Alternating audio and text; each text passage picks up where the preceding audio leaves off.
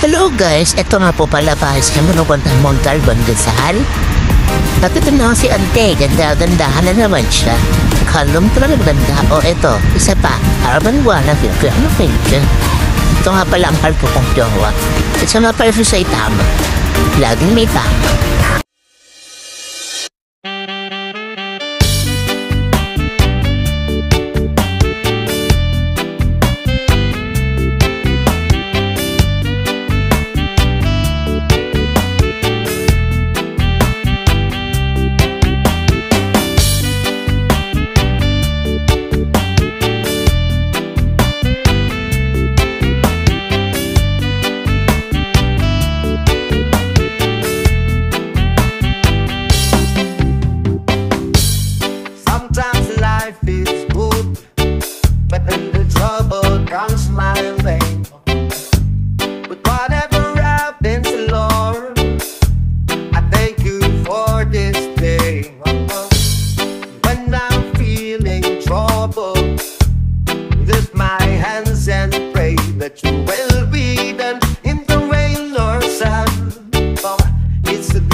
Oh, maraming magagandang biyahe. At ito na nga, nakarating na kami sa aming paroon sa Montalban, Rizal. Matapos nga ang aming pag-aaral at ito na naghahanda na ng pakakain.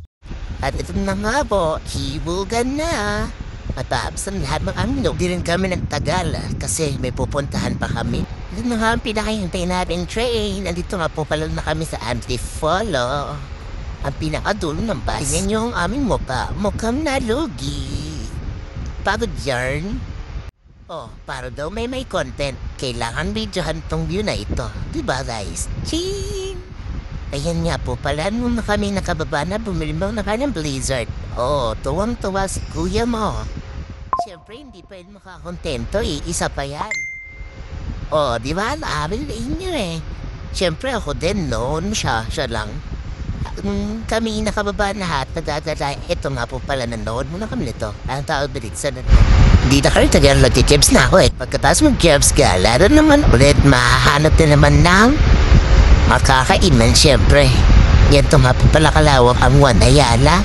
Sobrang lawak. Kayo na lang po magsawang maglakad-lakad.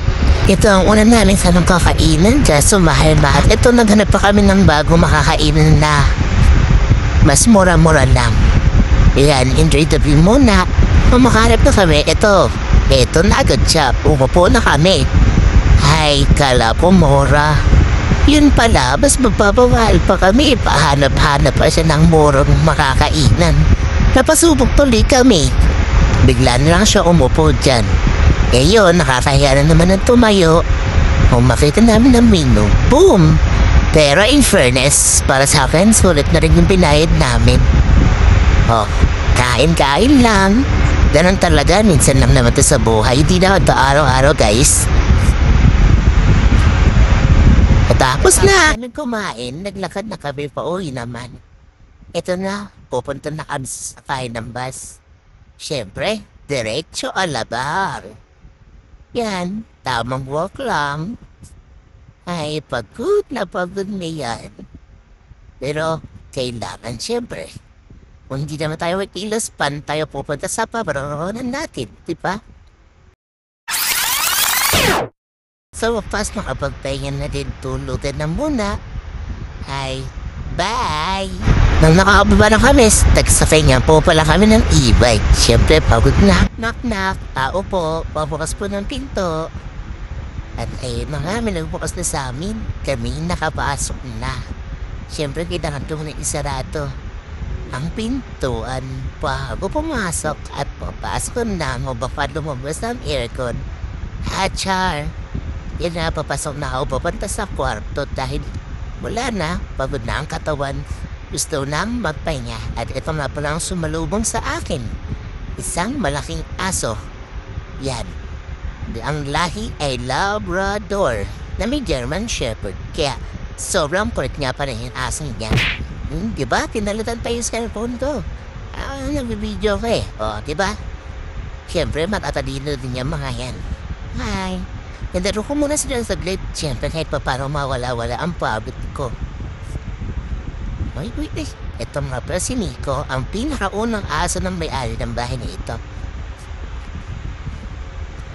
Ay, balad na kayo dyan, aakyat na ako. At ayun, inanahan niya pa ako umakyat, di ba? O, siyempre, natusog ko muna siya para naman kahit pa parang may simpi yung pagkaano sa kanya.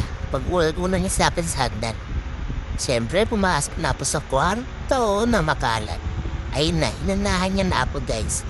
Pero bago ang lahat, gusto ko pala ipakita sa inyo ang nabili ko sa National Bookstore. Ba't pa ko lang pakita? Hindi ko na sana bibilhin. Pero syempre na yan yung person. Hay, kailan kaya to magkaka-season 2? Ano na, baka naman, maunahan ko pa kayong panoorin.